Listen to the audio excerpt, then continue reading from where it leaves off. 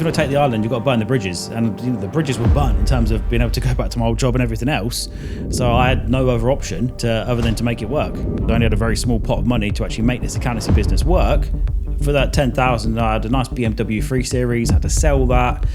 Was driving around in a 57 plate Ford Focus. I remember one time I had a client meeting and I parked the car around the corner and then walked to the meeting just before.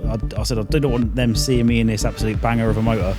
We were a brand new firm, I was 23 years old, so obviously ageism is a thing, but for actually a young professional, ageism is worse because people associate age with experience and experience with the quality of work. So it was really hard. Our conversion rate for the first probably 200-300 sales calls was probably 5%, if I had to guess, just because people were really put off. Oh, you're 23, you've not got a physical office in Peterborough, why should I work with you? Clients are like dogs, they sense fear. And if they sense desperation, they don't want to work with you. So you need to have your payment policies, you need to have high prices. You want the client, but you don't need the client. And that's the type of client will come work with you, and that's exactly what we see. Do not give discounts. Again, another shout out to James Ashford for this. I remember going to one of his live training events that he had, and it's like, well, what do you do when a client says, can I have a discount?